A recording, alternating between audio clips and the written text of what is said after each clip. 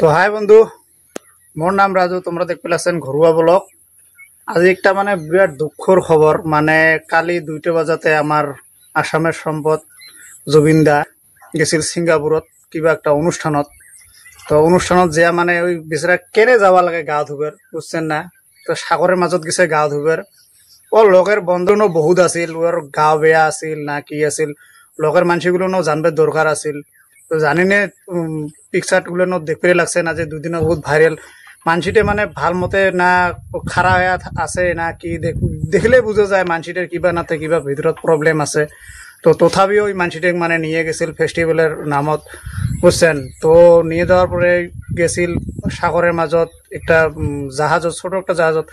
তো মেন আইল্যান্ডটা যেটা গেছিল ওই আইল্যান্ডটা বলে মেন বলে সুবিধাও নাই আর করে যে আসবো, ওরকম অসরে পাজরে ওরকম হসপিটালও না আছিল। 1-1.5 ঘন্টা দূরত আছিল হসপিটাল, কিন্তু তথাপি কেমন কষ্ট। বস্তুটা কিরকম আছে, যদি এক জায়গাত কোনো জলত যাও বা আগুনত যাও, যদি যাওয়ার সময় নিজের প্রস্তুতিটা পুরো করে নিয়ে তারপরে হে যাবা লাগে। জানি না মানসিটার দেহাটা এত অসুস্থ আছিল, ও কেনে জলত নামবে দিবে লাগে। তো তথাপি জলত নামবে ওই সাঁতরিবে যেয়া আজ এত বড় দুর্ঘটনা হল আর কি। আমার বহুত বেয়া লাগি আছে। তা মুই যাবা চালুম গুৱাহাটী। তো খবর পালুম 10 কিলোমিটার থেকে বর্তমান মানসি পুরো জাম হয়ে আছে। গেলেও যে দেখা পাম সম্ভব নহয়। 2টার সময় আসি পাবো আমার গুৱাহাটীত, বুঝছে? সিঙ্গাপুৰত থাকি তো আসবো, দিল্লিত থাকি আসবো গুৱাহাটীত আর কি। তো 2টা বাজাত আসি পাবো। ওই যে হেমন্ত মামায় তো খবর দিছে, আজি তো এনতে তো গোটায় গাড়ি মোটর সব বন্ধ। বন্ধ কি কত বন্ধ না দিলেও মানুষের মনগুলো ভাঙি গেছে, বুঝছেন না? আমার আগত আছিল গায়ে ভূপেন হাজরিকা। তো ভূপেন হাজরিকার তো যদিও বয়স হচ্ছে বেশিরভাগ, কিন্তু ওর ধর বয়স হয়ে গেছে, ওই মানসিটে আমার থাকি না হওয়া আছে যেনেবা ঠিক আছিল। কিন্তু আমার জুবিন দা ইয়ং জেনারেশনের জন্য জুবিন দা আমার জোর আছিল। আজি মোটামুটি কবার গেলে 1 বছর হল মই ফার্স্ট যখন মই বাইকখান কিনলুম। তো বাইকখান কিনি 1 মাস খালি মাত্র হয়েছিল, নাম্বার প্লেটও আসছিল। মই গেছিলুম বিলেসিপাড়াত জুবিন দাক দেখাং বলি। রাতে 2টা পর্যন্ত এত মানসি ভয়ানক মানসি। তো দেখছিলে নে, তোমরাও জানবেন যে জুবিন দা কোনো জায়গাত যদি প্রোগ্রাম হয়, আমার ফগরে তো বহুতবার আসি গেল, তো বিলেসিপাড়া তো আসিল। এত মানসি হচ্ছে, ভয়ানক মানসি। মানসির জন্য থাকা না যায়। কি সুন্দর করে উপভোগ করলাম আর কি। তো আসলাম 2:30-2:30টার সময় মুই আসছিলাম। মুই এখলাই গেছিলাম আর কি বাইক নিয়ে যশোতে।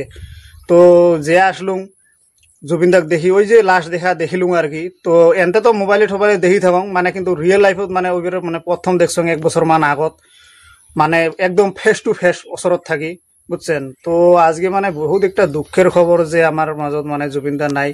সবাই মিলি প্রার্থনা জানাবেন, যেতে থাক, ভালে থাক, সুশান্তিতে থাক। তো মুই যাবা চাইছিলুম গুৱাহাটী, তো যাওয়া তো হলে না, কেন শুনিয়ে মাথা নষ্ট হয়ে গেছে। কারণ 10 কিলোমিটার থাকি পুরো গাড়ি মোটর সব বন্ধ করে দিছে। মানসি এত মানসি হয়েছে আর কি। তো নিউজতো দেখলুম, আরো একজনে কল, তো যাবা না পালুম। তো এইটাই আর কি। কারবা যদি জীবন কিবা একটা যদি প্রবলেম ভিতৰত যদি হয়ে থাকে, ওইটা ওচৰেৰ মানসি, যেমন মোৰ যদি প্ৰবলেম হয় মোৰ বউটেও জানা লাগবো, বা ছাৱাচুটো জানা লাগবো, বা ছাৱাচুটোৰ কিবা হলে মোকো জানা লাগবো। তো ওরকম একটা ওর ফ্যামিলি আছিল, কিন্তু ওর ফ্যামিলিয়ে বা কি পর্যায়ত কি করিল। তো মেইন নিউজ এলাও আসবে, বহুত দেরি আছে। যদি আসে তোমাক মই জানাম। তো আজি আর কি কম, ভিডিওটা ভাল লাগা বা বেয়া লাগা বলে এটা কোনো কথা নয়। বেয়া মনত থাকি মোক বেয়া লাগি আছে। তা তোমরা গুলো ভিডিওটা বেশি বেশি করে শেয়ার করে দাও, আরো যাতে মানুষ দেখা পায়। তো আজি এইটুকে।